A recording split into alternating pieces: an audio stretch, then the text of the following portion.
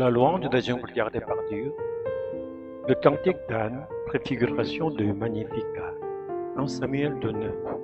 Il gardera les pieds de ses fidèles et méchants seront réduits au silence dans les ténèbres, car ce n'est pas par la force que l'homme l'emporte. Le texte de méditation d'aujourd'hui fait partie du cantique d'Anne, la mère de Samuel. Le cantique est souvent considéré comme l'hymne de l'Église de l'Ancien Testament. Il devient plus tard la préfiguration du Magnificat de Marie, la mère selon la chair de Jésus. La différence entre Anne et Marie est la suivante. Anne était déjà l'épouse légitime d'Elkana, mais stérile. Elle était méprisée par la concubine. Marie, quant à elle, était une jeune fille fiancée qui n'avait pas connu l'homme. Anne désirait ardemment un enfant et en réponse à sa prière, elle reçut Samuel par la grâce de Dieu. Son cœur passa de l'amertume et de la douleur à la joie et elle éleva vers Dieu un chant de louange joyeux. Marie croit à la parole au-delà de sa propre sécurité. Dans le cas de Marie, la conception de Jésus constituait en réalité une situation sociale extrêmement angoissante.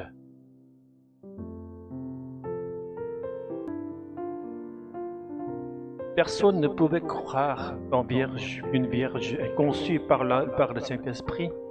En tant que femme fiancée, elle risquait d'être accusée d'adultère et condamnée à la lapidation. Cependant, Marie croyait à la parole de Dieu plus que sa propre survie. Elle croyait la parole de l'ange annonçant que le Fils Saint de Dieu serait conçu en elle par la puissance du Saint-Esprit. De plus, Marie ne se réjouit pas principalement de son statut exceptionnel, devenir la mère selon la chair du Fils de Dieu, mais elle se réjouit de ce que Dieu avait compassion de son peuple d'Israël. Il se souvenait de la descendance d'Abraham et qu'il demeurerait avec eux pour toujours. 3. La pauvreté et la richesse devant Dieu, une même confession.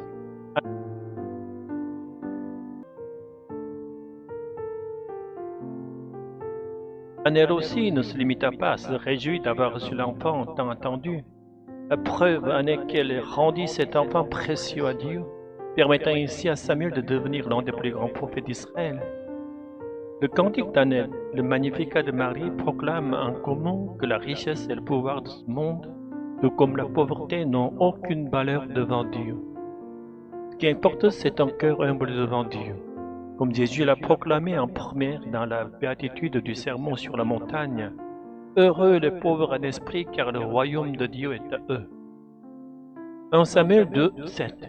L'Éternel appauvrit et enrichit, il rabaisse, il élève. Luc 1:51-53.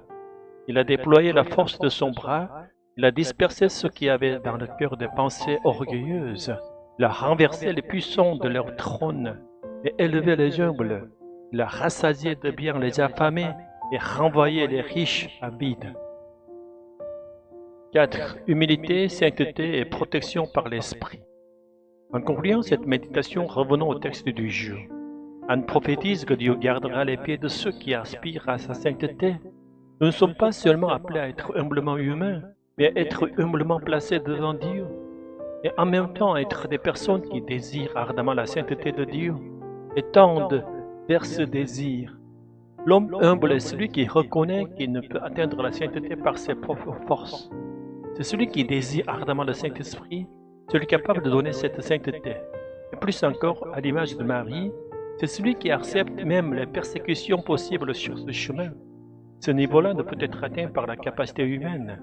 Seuls ceux qui sont remplis du Saint-Esprit peuvent traverser la persécution avec joie et contempler la paix du royaume des cieux qui se tient au-delà.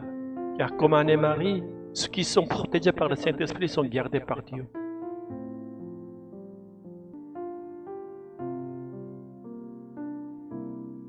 Autrefois, Dieu protégeait par ses anges.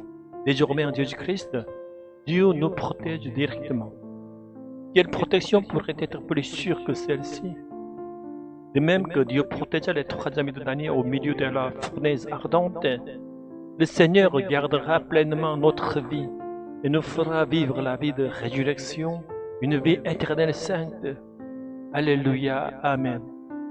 En nous faisant marcher sur le chemin étroit méprisé par les hommes, le Seigneur nous fait découvrir un trésor que le monde ne peut offrir. Rendons grâce pour ce dessein profond et prions en ce matin de samedi pour devenir nous aussi des âmes bénies qui chantent le cantique de Marie et d'Anne. Au nom de Jésus-Christ, Alléluia, Amen.